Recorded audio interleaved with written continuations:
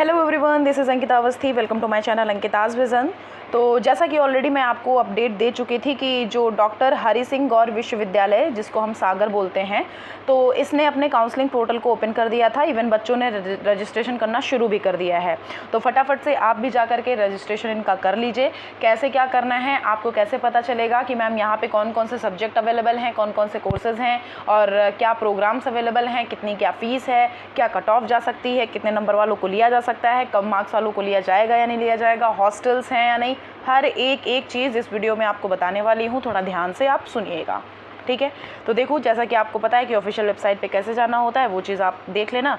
Plus देखो, यहाँ पे लिखा हुआ है कि एडमिशन प्रोसीजर सन 2025, मतलब आपके जो 2025 मतलब 24 से 25 का जो एडमिशन प्रोसीजर है वो यहाँ पे दिया हुआ है।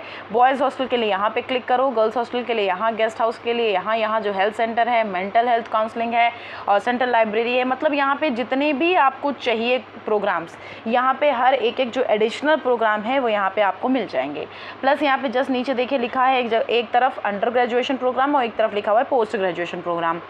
अंडर ग्रेजुएशन प्रोग्राम, जैसा कि आपको पता है कि अंडर ग्रेजुएशन प्रोग्राम के लिए अभी हमारे एग्ज़ाम नहीं हुए हैं। एग्ज़ाम हमारे जब 15 मई से शुरू हो जाएंगे, उसके बाद हमारे यूजी का सब कुछ शुरू होगा।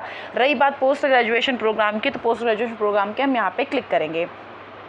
क्लिक करने पे पीडीएफ डाउनलोड हो जाएगी। पीडीएफ डाउनलोड होने पे आप उस पीडीएफ को पढ़िएगा। वो पीडीएफ बहुत सही है, आप उसको पढ़ लेंगे, आपको मतलब इधर उधर कहीं जाने की ज़रूरत ही नहीं है, सब कुछ वहाँ से समझ में आ जाएगा। मतलब कि क्या क्या प्रोग्राम्स अवेलेबल हैं यहाँ पे, कैसे क्या हमको मिलेगा, यहाँ पे कौन सा सब्जेक्ट मिलेगा, क्या है क्या, सब कुछ। देखो, जैसा कि आप यहाँ पे प्रोग्राम के लिए ये पीडीएफ जो है वो डाउनलोड कर लेना। अगर आपको एडिशनल चीज़ें जाननी है तो यहाँ से देख सकते हो, बट मेन अगर मुद्दे की बात आपको जाननी है कि हाँ यहाँ पे प्रोग्राम्स के लिए क्या क्या हम बात करें कि मैम प्रोग्राम कौन कौन से हैं, तो देखो ये सब तो उसके बारे में दिया हुआ है। जो आपने CUET का एग्ज़ाम दिया हुआ था, इन सब के बारे में हर एक चीज़ यहाँ पे प्रोवाइड की गई है।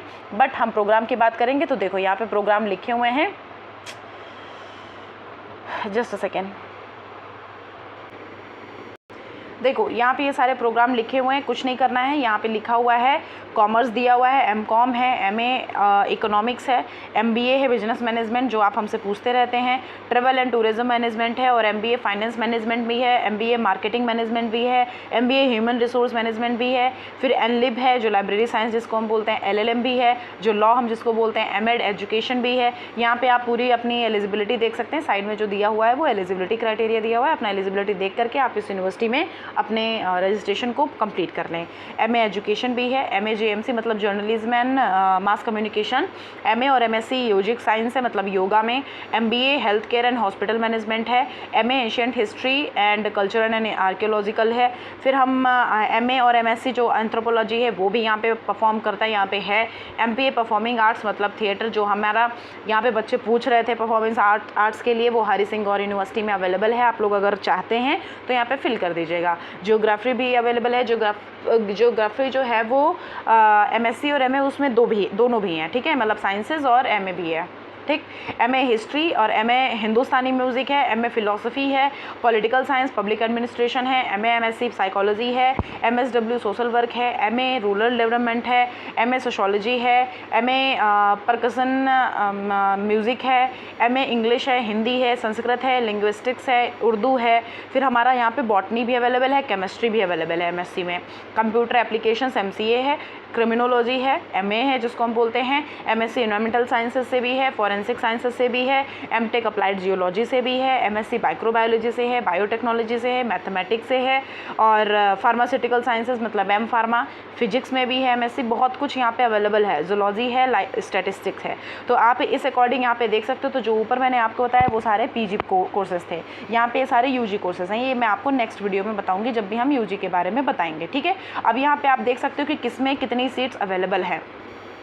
तो देखो, एंशियंट इंडियन हिस्ट्री, कल्चरल जो आर्कियोलॉजी है, जो MA जो हम बोलते हैं, इसमें सीट 25 है। फिर जस्ट नीचे एंथ्रोपोलॉजी में 25 है, माइक्रोबायोलॉजी में 19 सीट्स हैं, बायोटेक्नोलॉजी में 37, बॉटनी में भी 37 है, MBA में 60 मतलब जितने भी 4 मैनेजमेंट यहाँ पे दिए हुए हैं, चारों के चारों में 60 हैं। 5 मैनेजमेंट, 5 या 6 दिए हैं, हाँ 6 में 60 सीट्स हैं। आप MBA के लिए देख सकते हो।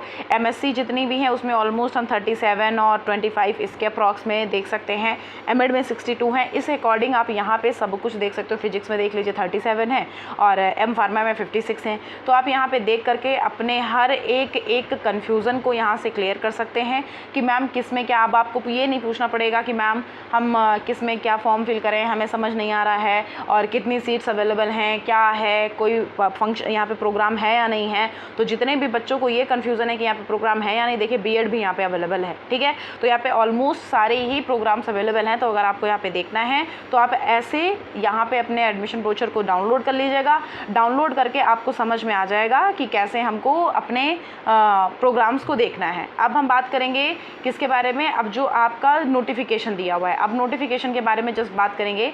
यहाँ पे हम आ जाएंगे इसकी ऑफिशियल वेबसाइट पे। ऑफिशियल वेबसाइट पे आने के बाद जस्ट यहाँ पे लिखा हुआ है नोटिफिकेशन। यहाँ पे जब एडमिशन होगा, एक मिनट, यहाँ पे साइड में जो 3 डॉट्स लगे हुए हैं, ऊपर आप जाएंगे ना, ये जो 3 डॉट्स लगे हुए हैं,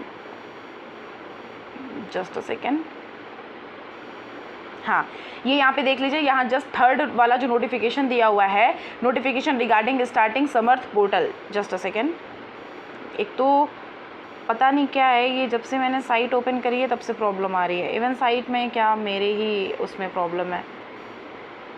एडमिशन 2024 to 2025, आप इस पर क्लिक करोगे। क्लिक करने के बाद यहाँ पे देख लेना नोटिफिकेशन 3rd नंबर पे दिया हुआ, आप इस पर क्लिक कर देना। क्लिक करने के बाद ये नोटिफिकेशन आपको यहाँ पे ऐसा कुछ दिखेगा और आप इस पर ये नोटिफिकेशन डाउनलोड कर लेना। डाउनलोड करके यहाँ से आपको पता चल जाएगा कि कब से इसका शुरू हुआ है पोर्टल ओपन और कब से इसका क्लोज़ हो जाएगा। आप एक चीज़ यहाँ पे समझ जाओगे।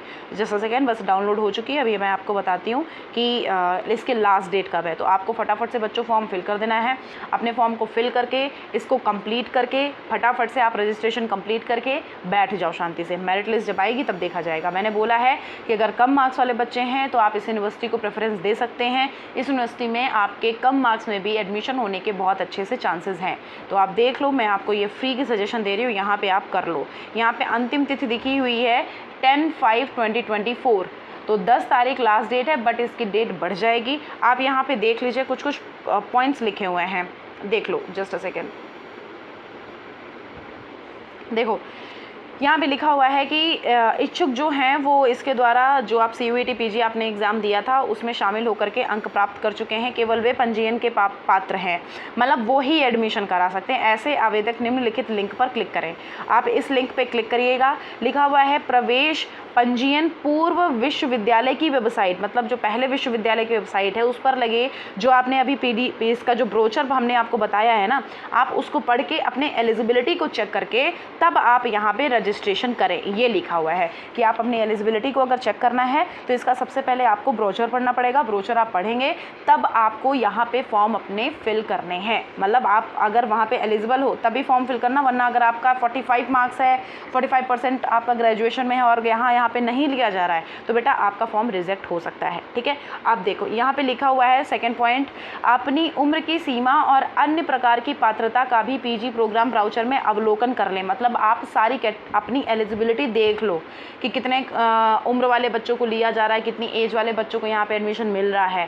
पूर्व आश्वस्त होने उपरांत, मतलब पूरी तरह से आप सेटिस्फाइड हो जाना, तब आप इस लिंक पे क्लिक करके आराम से पहले इस लिंक पे जा करके अपना पूरा सब कुछ देख लेना, फिर आप यहाँ पे जा करके एक बार पूरी चीज़ों को कंप्लीट करके रजिस्ट्रेशन करना। तो लिखा हुआ है पृष्ठ नंबर 10 से लेकर के 18 तक अवलोकन करें।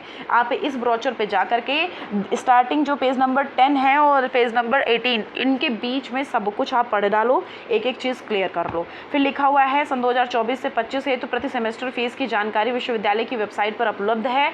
कृपया इनके अवलोकन और आश्वस्ता उपरांत ही समर्थ पोर्टल पर प्रवेश हेतु पंजीयन करें। मतलब आप आराम से देख लो कि फ़ीस कितनी है। ऐसा नहीं है कि आप बाद में जा रहे हो और बोल दो फ़ीस कम कर दो, ऐसा कहीं भी पॉसिबल नहीं होता है। तो आप अभी से देख लो कि फ़ीस कहाँ पे कितनी है, उसके अकॉर्डिंग जा करके रजिस्ट्रेशन अपना कंप्लीट करना, ठीक है। तो यहाँ पे देखो फ़ीस स्ट्रक्चर दिया हुआ है, अभी मैं आपको ये बता दे रही हूँ।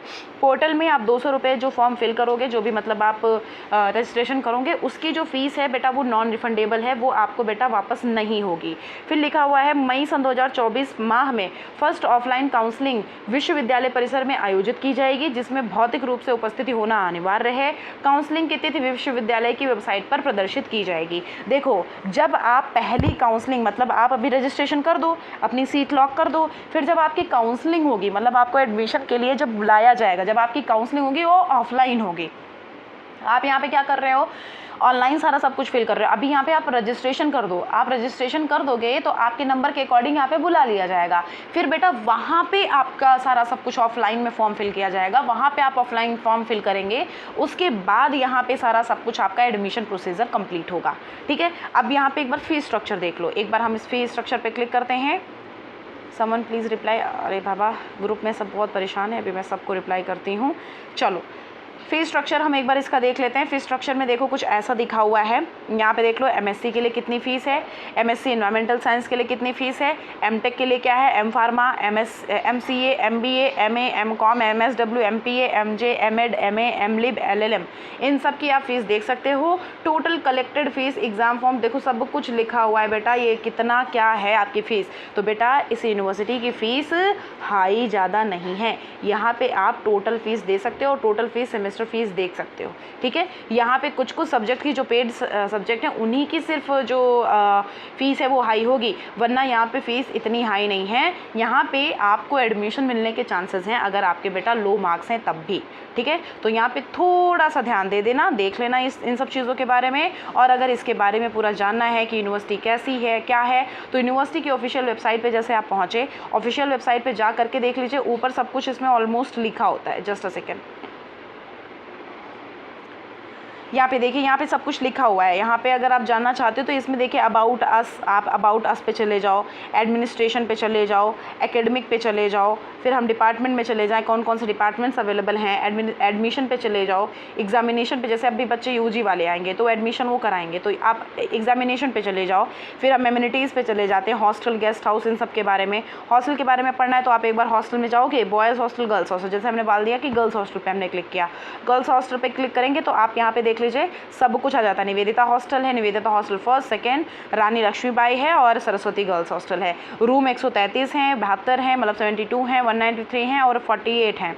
कैपेसिटी इतनी है, मतलब एक रूम में 2-2, 3-3 करके बच्चे रखे जाएंगे। डबल ऑक्यूपेसी, सिंगल ऑक्यूपेसी, ये देख सकते हैं। ठीक है, ये क्लियर हो गया है आपका, ये एस्टेब्लिश कब हुआ था, ये सब कुछ यहाँ पे क्लियर है। तो एक एक चीज़ यहाँ पे क्लियर करके आप देख लो कि ये फैसिलिटीज़ क्या क्या है, इंडिविजुअल कितना मिलेगा आपको, एडमिशन के लिए क्या क्या है, यहाँ पे बस स्टैंड है क्या, यहाँ पे सब कुछ दिया हुआ है। वाईफाई भी है, 24/7 सिक्योरिटी भी है, मेस फैसिलिटी भी है, हाइजीनिक भी है, बहुत कुछ यहाँ पे अवेलेबल है। तो आप एक बार इसको देख करके क्लियर कर सकते हो। यहाँ की ये सारी वार्डन है, इनसे आप बात करके अपनी कन्फ्यूज़न को क्लियर कर लेना। ठीक है, अगर आपको फ़ीस वगैरह जाननी है तो बेटा यहाँ पे फ़ीस भी आपको अवेलेबल हो जाएगी। ठीक है, तो ये सब कुछ मैंने बताना था हरी सिंह के बारे में। अब यहाँ पे क्लियर हो गया होगा। अगर कोई कन्फ्यूज़न है तो आप प्लीज़ कमेंट बॉक्स में कमेंट कर देना, वरना फिर आप हमारे टेलीग्राम चैनल से जुड़ जाइए, मैं वहाँ पर फ्री होकर के सबको रिप्लाई करती हूँ। जैसे कि अभी देख रहे होंगे नोटिफिकेशन बच्चों के आ रहे हैं, अभी मैं रिप्लाई नहीं कर पा रही हूँ, बट मैं सबको रिप्लाई करूँगी। Thank you so much.